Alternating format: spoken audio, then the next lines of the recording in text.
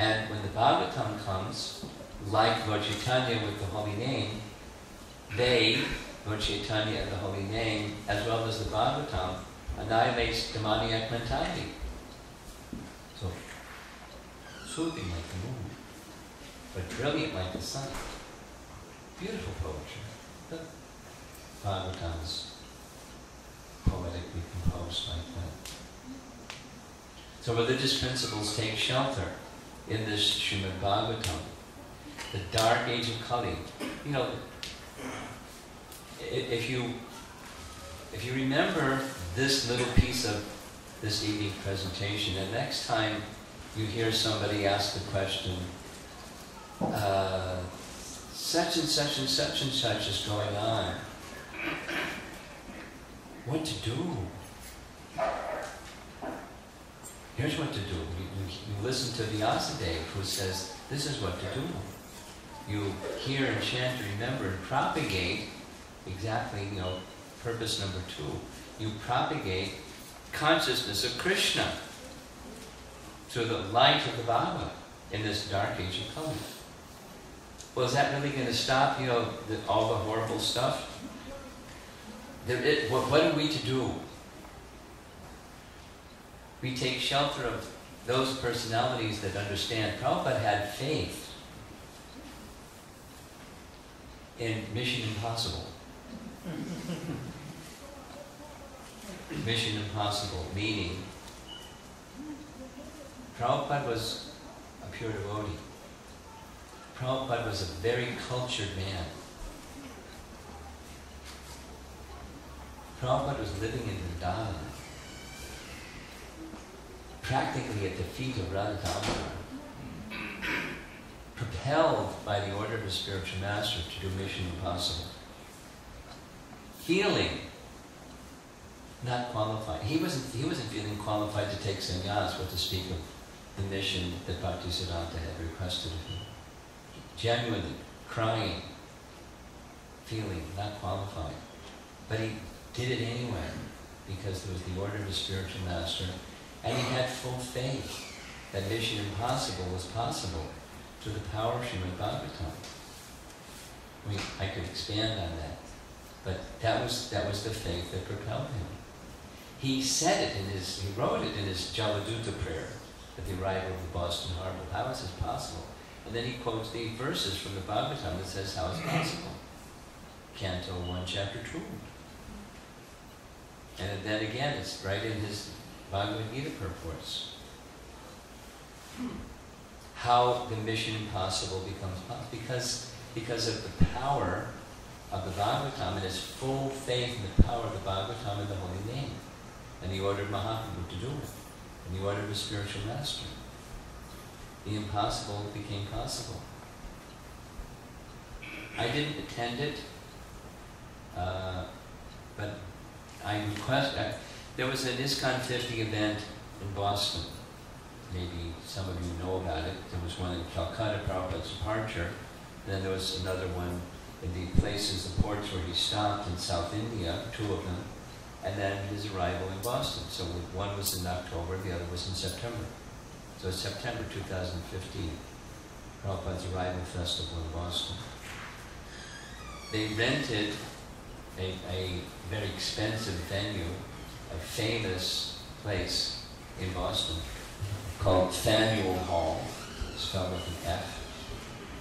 And it was like a favorite spot for our book distributors, because lots of people go there because it's a nice place.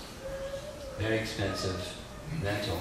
And Guru Garanga, one of our God brothers, Prabhupada's disciples, brilliant devotee, completed his law degree at Yale University in 3 years instead of 8. And got a scholarship to go to the Sorbonne to study, and that's where he met the devotees in the streets of Paris, because he spoke fluent French as well. Anyway, brilliant devotee.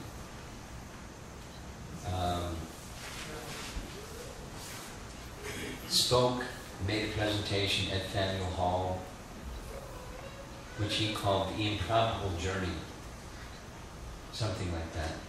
And I asked him, I heard this was really fantastic, can I get a copy of that video?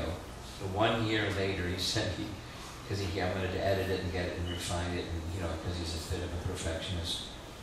So if I remember, Vedasar will remind me to send him a copy, and he can send you a copy, a link, you can go view it or download it or whatever. I haven't seen it, but I've been told it's a wow experience. But this is this Mission Impossible message. The faith that Prabhupada had, that's the price for the holy name, isn't it? Faith, according to Bhaktivinoda Thakur and Lord Nityananda and Chaitanya Mahaprabhu. Even little faith, some, you have to pay the price to get the pure holy name, and it's faith. And when you have that faith, anything can happen, because Krishna's potencies are unlimited. Anyway, this is the antidote for ourselves and our service unto the world in which we live is to give, as Prabhupada said, purpose number 2. Propagate consciousness of Krishna as the antidote for these perils of the age of Kali, so that you, your family, the community, the society can keep the circle expanding out and out and out. This is the method given by Krishna for the age of Kali, the antidote for the age of Kali. So, what is it, this Srimad Bhagavatam? What's so wonderful about it? What's it made up of? The Bhagavatam describes what it's made up of. This Srimad Bhagavatam is the literary incarnation of God. Pretty strong. And it is compiled by Srila Vyasadeva, the incarnation of God. Authoritative. It is meant for the ultimate good of all people, and it is all successful, all blissful, and all perfect. This is the verse that comes after the as brilliant as the sun verse. That's what Srimad Bhagavatam is. There's a nice chart showing the divisions of the Vedas. All the Vedas are vast. Prabhupada once said, if you read day and night from the time that you had learned to read, you would never be able to complete all the Vedas. It's so vast. Vast. What to speak of? Understand it. Just read it. But the whole of the Vedic literature, Vyasadeva compiled. And as an act of compassion for persons in the age of Kali, because he's Sri Kalagya, he could see into the future as well as he could the present and past. And when he looked into the future, it was yikes. Very dangerous age. I have to do something. So he, being a literary person, he did something in the literary field. He took the Vedas and compiled them in a written form, as that previous chart showed. And after having done so, he was feeling dissatisfied. He was confused. Why am I feeling this dissatisfied feeling? I'm feeling incomplete, though I myself am fully equipped with everything regarding the Vedas. So as you see, Narada paid him a visit, and Narada gave him an explanation why he was feeling despondent. He had not sufficiently, he had properly described the Karma Kanda section of the Vedas, how people can fulfill material desires through various sacrifices and rituals and so forth. But, Narada said, you have not actually broadcast the sublime and spotless glories of the personality of Godhead. That philosophy which does not satisfy the sensible senses of the Lord is considered worthless. A pretty strong admonishment to Vyasadeva. although great sage, you have very broadly described the four principles beginning with religious performances, you have not described the glories of the Supreme Personality of Godhead, Vasudeva. They gave him the instruction to sit in a state of complete trance of meditation upon the Personality of Godhead, and he had a vision. His vision was supposed to be the basis of the Bhagavatam, so this is addressing the question, what is the Srimad Bhagavatam? And those of you that are a little familiar with Jiva Goswami's Sandarbhas, he takes these verses and goes over them, and goes over them, and goes over them 4 times, because it's the foundation of what the Srimad Bhagavatam's message is. So this verse describes, and this series of verses describe what that vision was. He saw God, he saw Krishna, the original form of Krishna, which means he saw Krishna and Radharani. Apashat Purusham Purnam. Jiva Goswami says Purnam means complete. So although it doesn't name he saw Radha, we can understand he saw Radha as well as Krishna, because when you say you see the full moon, you see the moonshine. You don't say, oh, last night I saw the full moon. And, oh, by the way, I also saw the moonshine, the halo around the moon. You don't say it. Because when you see the full moon, you see the halo around the moon. Similarly, Pashat Purusham Purnam, you saw Radha and Krishna, and you see Radha and Krishna's everything, Goloka Vrindavan. The cows, River Jamuna, peacocks, cowherd boys, the whole thing. That's what Vyas saw. Apashat Purusham Purnam. And Mayam Cha Kadapashram, we saw the living entities, and the illusory energy, Maya, under his full control, behind him. Then he also saw how the living entity, although transcendental, Paropi, Manuteya Nartam, thinks themselves as a product of the material energy. Atmanam Trigunaatmakam, although he's of the spiritual potency, he thinks himself a product of material potency, and thus suffers. We saw the suffering of the living entity. And then he also saw the liberation of the living entities through the process of bhakti. And then it indicates that people in general don't know the way to get out. And so Vyasa, out of compassion, he compiled, yet again, this Srimad Bhagavatam.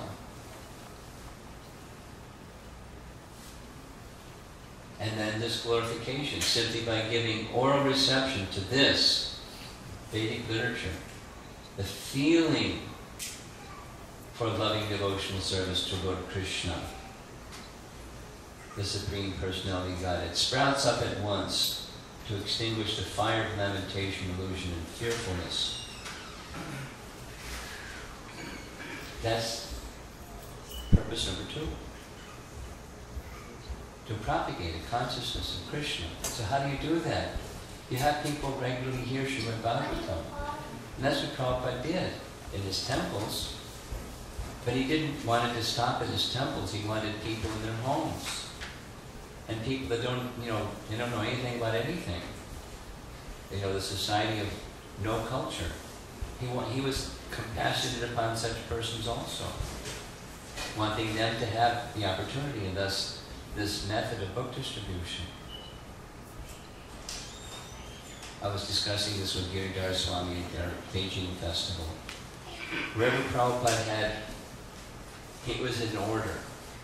Not only when he was there, but whenever we did public programs, he wanted to display his books. Full display of his books. The message, just even without saying it, just seeing it. The message is, we're an organization that propagates spiritual knowledge. That's number 1. We are an organization that gives knowledge. subset of that is not a sentimental movement. Some people think bhakti is sentiment. It's not. There's certainly feeling. There's a feeling aspect of bhakti, but it's rooted in knowledge and it's very practical in its application to check the imbalance of values in society at large and bring real peace and unity to the world. That was the purpose. And the Bhagavatam says that the purpose is accomplished. Consciousness of Krishna that becomes awakened. Just by hearing Srimad Bhagavatam regularly. So, next verse, Vyas taught it to Shukadeva Goswami. Shukadeva Goswami spoke it to Maharaj Parikshit. And the audience was Sutta, who then spoke to the sages of Naimisharanya. So, in this method, propagating consciousness of Krishna, continuing to our present time, the Siddhikti session. Now, what's the subject matter of Srimad Bhagavatam? Well, it's Krishna, obviously.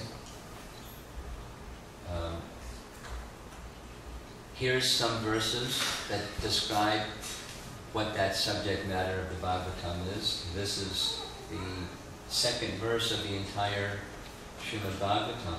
Famous verse, Dharma Protita Kaitavotra Paramo Nirmatsaranam Satam. That's the message of Srimad Bhagavatam. Completely rejecting all religious activities which are materially motivated. This Bhagavatam, Bhagavad Purana, propounds the highest truth, which is understandable to those devotees who are fully pure in heart. I put in big letters.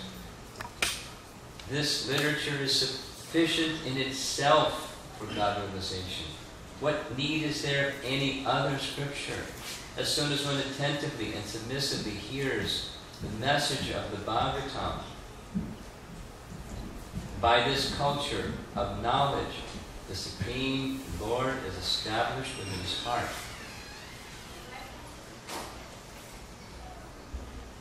To propagate Krishna consciousness, as revealed in Bhagavad Gita and Srimad Bhagavatam. Now, Krishna is already in our heart. So what does it mean that Krishna becomes established within your heart? Sounds like double talk. It's consciousness that Krishna is in your heart becomes established within your heart. Consciousness of Krishna. Now, when you're walking around doing stuff, consciousness of Krishna remains. It's quite mystical, and it's quite scientific at the same time. Scientific in the sense that Prabhupada would say, experiment, observation, conclusion. And anybody can do the experiment in the chemistry laboratory. You put this together with that together, it's this temperature, pressure, and you get, voila, you get a certain compound. And then you do it again, you do it again, you do it again, and every time it comes out the same. That's science. Experiment, observation, conclusion. This is also, it's mystical and it's a science. All those ugly things, the darknesses of the age of Kali, this is the antidote for them. By design. It's like a magic pill or something, but it's a pill you take through your ear. It's a sound vibration that completely changes your consciousness. And consciousness of Krishna becomes established within your heart. And then you see that way. My experience is, and I'm sure those that have immersed themselves in the Bhagavatam to even a modest degree, your experience of life changes. How you feel, how you see, how you experience life changes. Just from Srimad Bhagavatam. I love Srimad Bhagavatam, so I like talking about Srimad Bhagavatam. It works that way. It's by design like that. as soon as one attentively and submissively hears the message of Bhagavatam, by this culture of knowledge, the Supreme Lord is established within his heart. Here's a verse from the 12th canto, chapter 13. This is the concluding chapter. It just like does a rah-rah on Srimad Bhagavatam. So, Srimad Bhagavatam Puranam Amalam. We've often heard that the Bhagavatam is the spotless Purana, where this is one of the references that statement comes from. Amalam. That means there are scriptures that are tainted with the modes of nature, or there are four persons who are influenced by the modes of nature, but this Bhagavad is different. There's no modes of nature even touching. Just like Krishna isn't touched by the modes of nature, the Bhagavatam, being none different than Krishna, is Puranam Amalam. Yad Vaishnavanam Priyam. It's most dear to the Vaishnavas because it describes the pure and supreme knowledge of the Paramahamsas. So it's for the topmost class of people, and it's for the Janata Agha people. And for the Janata Agha people, it's meant to viplava, just remove completely the contamination of their sins and the reactions to their sins. And for the topmost people, it's to enliven them. It means it's for everybody in between two. It's for the literature for everybody. It's composed that way. It reveals the knowledge of the Paramahamsas to unqualified people. So expertly. So sweetly, so attractively. I mean, I could just go on and on and on and speak about this. I'll tell one story. Because this is an Indian audience. So, one of the devotees I know is from a Iyer Brahmin family. Meaning his parents and his wife's parents were worshippers of Lord Shiva. And they both became Krishna devotees. And when they married, their wedding was one of those 3-day ordeals. A traditional South Indian 3-day ordeal marriage. And the husband noticed that his grandfather was all 3 days just reciting something from memory. So he asked his grandfather, what was he reciting? Just, social, cordial, curiosity. He said, I was reciting chapters from the Srimad Bhagavatam. And then his grandson said, but grandfather, you're a worshipper of Lord Shiva since you've been a young boy. And you're such a scholar, you've read so many books about Lord Shiva. And his grandfather said, when you became a Krishna Bhakta, I became curious, what has attracted you? So I procured a copy of Srimad Bhagavatam. And I found that literature so nice, I didn't want to read any other literature. And then he went on, my whole life has been simply books. You know me, I'm your grandfather. I just read books. But I have no desire to read any other books. In fact, I just committed to memory chapters and chapters and chapters of Srimad Bhagavatam. And I thought it would create auspiciousness at the time of your wedding just to recite chapters and chapters and chapters of Srimad Bhagavatam. The devotee was blown away. It's that kind of literature. Now, imagine. I think you can imagine. A Brahmana that his whole life was reading books, and now he doesn't want to read any other books. Because it's so complete.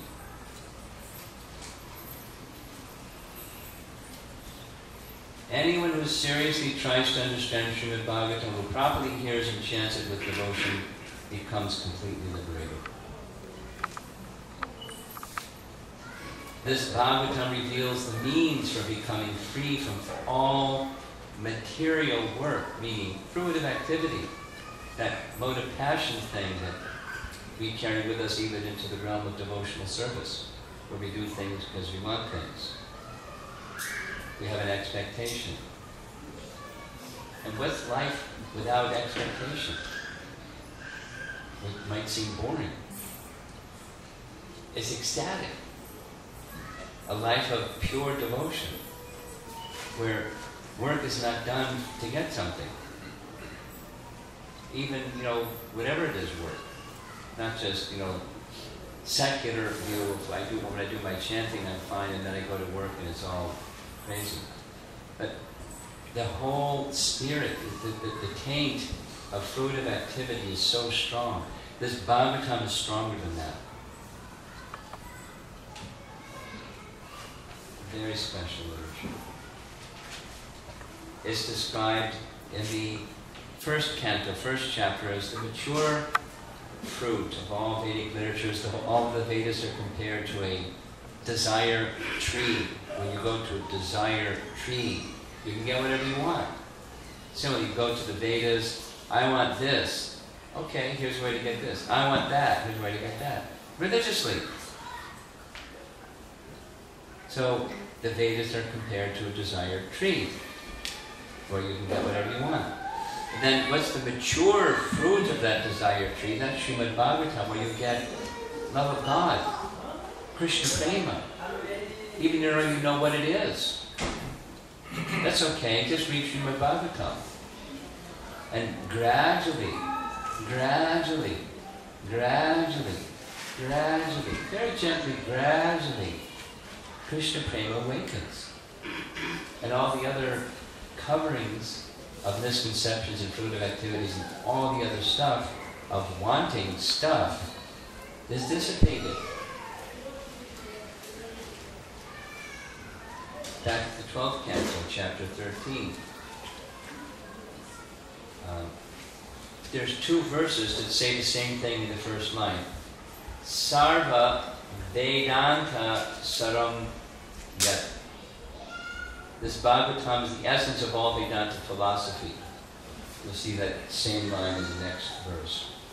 Because its subject matter is the absolute truth, which, while non-different from the spirit soul, is the ultimate reality, one without a second. The goal of this literature is exclusive devotional service to that supreme truth. There's something that I appreciate about, one of the many things I appreciate about the Bhagavatam, is it keeps kind of coaxing us along to pure devotional service.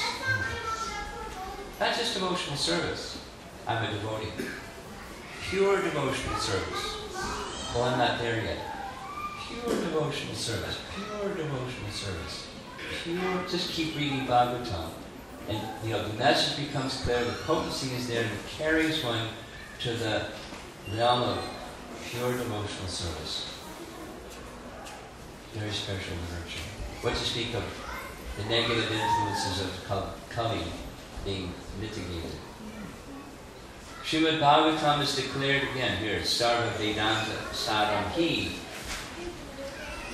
One who has felt satisfaction from its nectarian mellow will never be attracted to any other literature. What to speak of then having the Bhaktivedanta purports.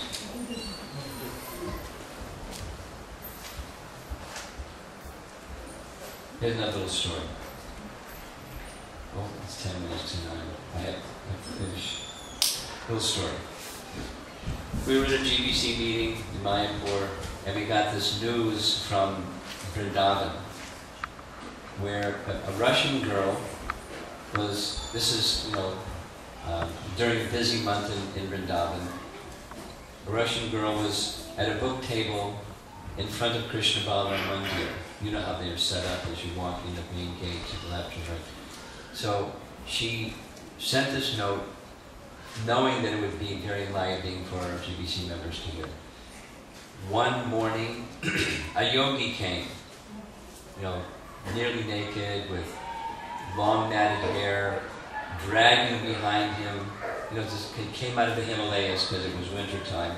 He came down to Vrindavan, and with his 50 or so people following behind him. Went through the main gate to go see the deities. He stopped by the book table and saw the display of Prabhupada's books. And then he looked at the book, picked it up, looked at the book, opened, looked, read a little bit, put it down. And on the way out, then it went into the temple, saw the deities, came back out. He told one of his assistants to buy a copy of the Bhagavad Gita. He came back alone the next day and said to the girl, I want one of each. He said, I've been teaching Bhagavad Gita for 40 years, but I've never really understood Bhagavad Gita's message. I didn't understand that I didn't understand Bhagavad Gita's message until I read this Bhagavad Gita. And when I read this Bhagavad Gita, I could understand this is the real message of Bhagavad Gita. And I want to read these other literatures.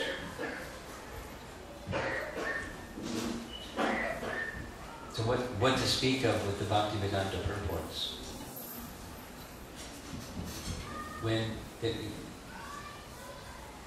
Some of you may have read Vaisheshika's book, The Family Business, Our Family Business. So one of the sections there describes Prabhupada's establishing a printing press in Beacon Street. I was in Beacon Street when the printing press arrived. In fact, I was a trade from the Boston Temple to the New York Temple because they needed someone that really knew how to run the machine. The person who was before him was Advaita, and Advaita told me that he asked Prabhupada, is it okay with our printing press that we print a copy of Bhagavad Gita that you can just put in your pocket, just the verses, and from time to time pull that out of your pocket, memorize the verses, put it back in your pocket? Prabhupada's answer was no. And he said, why? Is because people will not understand the meaning. He said the differences of the translation of Bhagavad Gita is not in the verses, it's in the commentary of the verses. And without the commentary of the verses, we'll not understand the meaning of the verses. So no. I told that story once when Lakshmi Moni was in the audience, and she confirmed the same thing, that Prabhupada had come to visit in Dallas at the Gurukul, and the teachers were all ramped up to have the kids come before Prabhupada and recite Bhagavad Gita slokas. They were really proud of their work of getting them to recite the slokas, and not in front of the kids, but afterwards Prabhupada said, don't do this, because they may memorize the verses, but they don't know the meaning. Better they understand the meaning, then that will stay with them. So in addition to the Bhagavatam, we have the Bhaktivedanta purport, which means, the realizations of our whole line of specific succession. I watched, long story, I watched Prabhupada do that for a whole week at the Brooklyn Temple, because I was the temple commander. We had to guard Prabhupada's quarters. And I found anybody to guard the door that says you can't go into Prabhupada's quarters. It was easy to get that space covered, including at night, because the door opened into Prabhupada's quarters, so the person just put his head by the door and stayed on his sleeping bag and I go. But then there was a dark area where there was, it was all windows, and then a little garden in the back. And we were in Brooklyn. We didn't want somebody breaking in the middle of the night and causing any harm to Prabhupada, so we had to guard at night. So I was the night guard because I was a temple commander. No one else wanted to do it, so I had to do it myself. That's what it means to be a temple commander. But I loved the service because I was able to watch Prabhupada do his, service for the world that had never met him yet, which was at 9 o'clock or so. He'd go to the front room, sit and play harmonium, sing bhajans, take 9:30 or so, light goes out, 11:30 or so, the light goes on, go wash his face or whatever, come back, another light goes on at his desk, these big giant books that are open like this, the commentary of the Acharyas, and running his fingers across 6 different commentaries, sitting with his dictaphone and giving the Bhaktivedanta purports. for 4 hours while everybody's upstairs.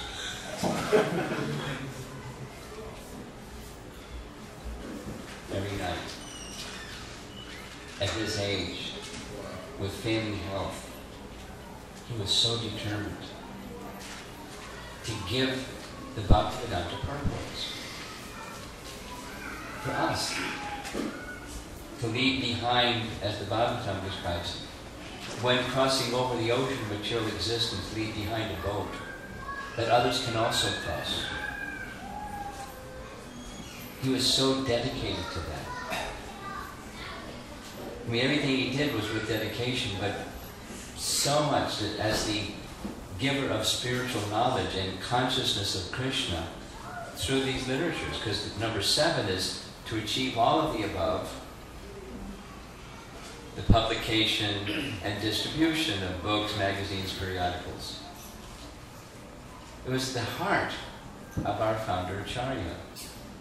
Boom, boom, boom, boom, boom.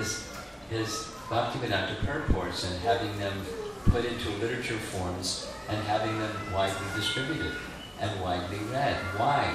Propagate spiritual knowledge, propagate consciousness of Krishna, and then bring members together, and so forth, the other purposes. I'm not doing very well with my slideshow. Telling so many stories. This is a really fantastic section. This is from other Puranas. I whittled it down to like 1/20th of all the Puranas glorify the Bhagavad Purana in such glowing terms, you would be surprised to hear. Let's hear what some of them have to say. The Garuda Purana says, this Srimad Bhagavatam is the most perfect Purana. I took out the Sanskrit. It is the natural commentary in Vedanta Sutra. It establishes, so these are all superlative portions of the Vedas. Natural commentary on Vedanta Sutra. It establishes the meaning of Mahabharata, commentary on Gayatri, explains and expands the meaning of the Vedas. It is the Samaveda of all the Puranas, and it was spoken by the Supreme Lord himself. Garuda Purana says. Here's what Skanda Purana says. And Vishnu Kanda section of Skanda Purana. In Kali Yuga, what is the value of collecting hundreds of thousands of other scriptures if one does not keep Srimad Bhagavatam at home? So if any of you don't have Srimad Bhagavatam at home, guess what's coming at the end of this discussion? You guessed it. How can a person be considered a Vaishnava in Kali Yuga if Srimad Bhagavatam, this is Skanda Purana saying, how can a person be considered a Vaishnava in Kali Yuga if Srimad Bhagavatam finds no place in his house? Even if he's a learned Brahmana, such a person should be considered very low born. Oh, learned Brahmana Narada, wherever Srimad Bhagavatam is present in Kali Yuga, there the Supreme Lord goes, along with the demigods. Any human being who daily reads with devotion even one verse of the Bhagavatam, O sage, will obtain the benefit of studying all 18 Puranas. One verse a day. Here's the Bhagavatam speaking. Just as this is, Puranam idam tata. We all know this Vaishnavani Tashrambu section. But this is the verse. Same Canto 12, Chapter 13. Srimad Bhagavatam is the greatest of all Puranas. Puranam idam tata. The Padma Purana describes Krishna is the Srimad Bhagavatam, or the Srimad Bhagavatam is the literary form of Krishna going through each of the 18 cantos, saying the different bodily parts of Krishna. 9th canto is his throat.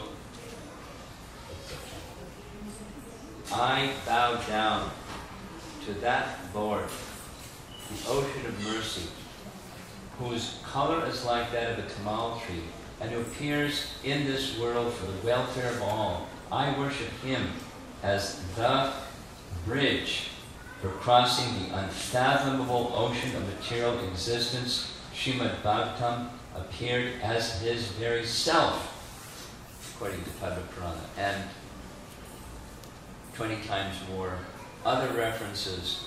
Many of these are found in Tattva Sandarbha, but there's other places where they're found, where Jiva Goswami and other acharyas indicate for our benefit, because we don't have the capacity and time and bandwidth to study all the Puranas, how they glorify this one in particular. This one. Benefits of reading Srimad Bhagavatam. This is a BTG ad. Srimad Bhagavatam has all that any good book has, and more. The heart becomes purified, according to Canto 1, Chapter 2, these verses. Shrindvata, Swakata, Krishna, Punya, Shravana, Kirtana, etc. Nashtrapayeshu, Avadreshu. By regular attendance in classes on the Bhagavatam, and by rendering service to the pure devotee, all that is troublesome to the heart is almost completely destroyed. That's just in the nishtha stage. Keep going and it's all completely destroyed. Oh, I'm troubled. Read Srimad Bhagavatam. Oh, that's too simple. Give me some other solution.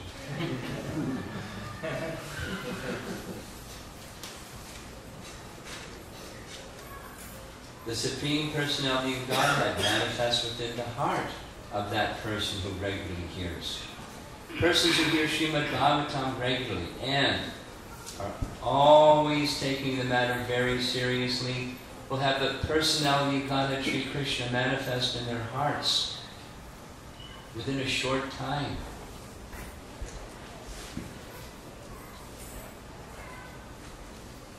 This literature is so wonderful. And it's Prabhupada's gift to us. Please take it. It's just a request. Please take it. Just like Mahaprabhu and Nityananda. Here's the pure holy name. Well, I'm not qualified. Please take it. I'm distracted. It's okay. Please take it.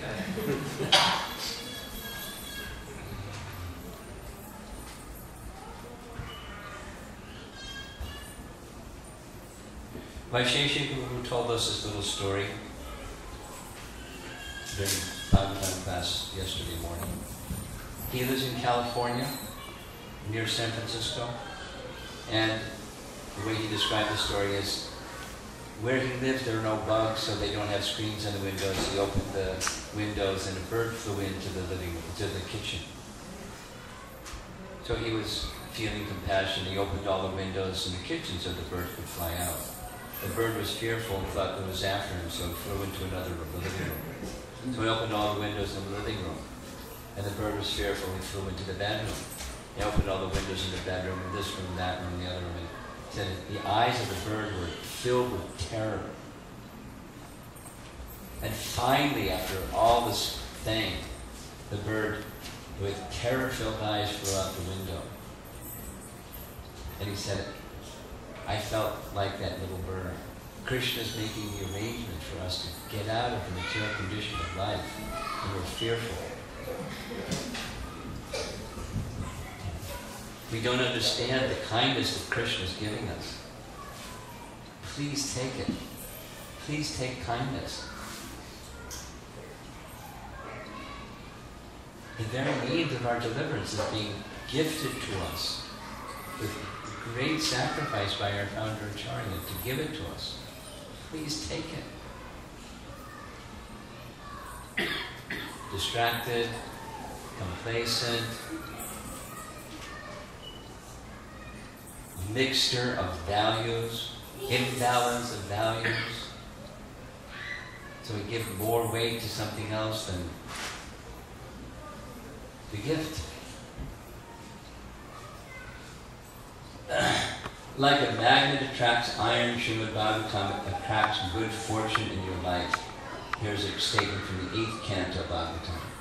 Any literature or narration in which the Supreme Personality of Godhead, Uttama Shloka, is described and glorified is certainly great, pure, glorious, auspicious, and all good.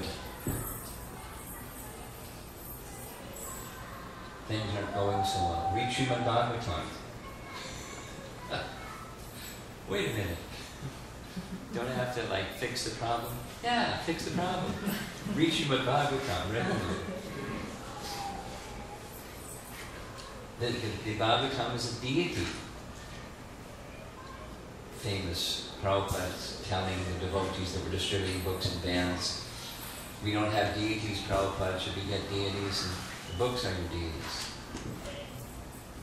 He had such faith in these literatures to give Krishna as much as deity worship can give Krishna. Just by dusting the Bhagavad, if you don't read it, just put it on your shelf and dust it from that every now and then. Enormous spiritual benefit. Bringing Srimad Bhagavatam means you bring all these great personalities. You bring the Supreme Lord and all these wonderful personalities into your home because they're all glorified in these literatures.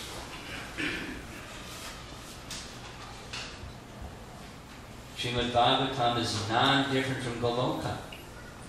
And when Srimad Bhagavatam is present, the house becomes the holy Dham. And not least but last is children benefit enormously, tremendously. Those children who have developed the habit because of the encouragement of their parents, by good example, to regularly hear the Bhagavatam's message, become addicted. It enters into their being. They carry the message of the Srimad Bhagavatam in them. Children are like sponges. I mean, I'm not a parent, but I see it. They just whatever is around them. And if it's, distraction devices, then it's going to be distraction devices. And if it's the Bhagavatam, love for the Bhagavatam grows in their hearts. And some teachers and parents are really expert at engaging children in creative ways of meditating upon and absorbing their thoughts in the Bhagavatam's message. Reciting and memorizing prayers from Srimad Bhagavatam will save you from the greatest dangers in this life and in future life, just like Prabhupada writes in relation to the Gajendra Moksha story, that we should regularly recite these verses because even if next life you become an animal, it will help protect you as it helps Gajendra. And just gifting the Srimad Bhagavatam to others. This is directly stated in the Bhagavatam. If on the full moon day, the month of Bhadra, one places Srimad Bhagavatam on a golden throne and gives it as a gift, he will attain the supreme transcendental destination. Just give a Bhagavatam. One of the people that attended this event in Beijing, a young girl, she'd been coming, a grand total of 3 months to a home gathering, Bhakti Riksha group or something or other, and she had never been to anything like this. So she went, she had a Bhagavad Gita. We were speaking about Bhagavatam sets. I don't have enough money, I'm just a young single woman. So somebody gifted her a Srimad Bhagavatam set. So if you already have one, think of somebody that doesn't have one. And give a Srimad Bhagavatam set to them.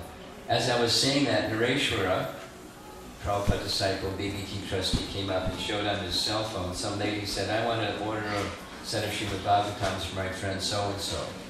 It was in Chinese, so I couldn't read it. But, the name of the so-and-so.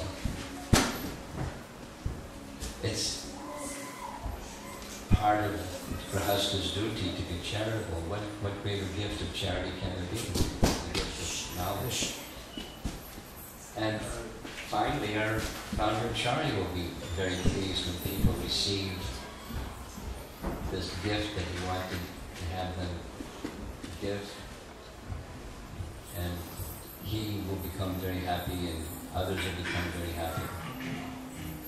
In exactly what Bhaktisiddhanta said. By taking this instruction, this will be good for you and good for them at the same time. So, purpose number 2 of ISKCON, we spend some time.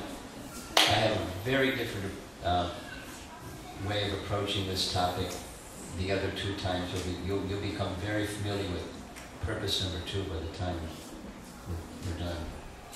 I want to speak tomorrow about Lord Kapila's instructions on how to cultivate Shuddha Bhakti, and when Shuddha Bhakti arises, then Krishna appears. It's purpose number 2. It's a nice section. So, as I said to the devotees in Beijing, are you convinced? And I went,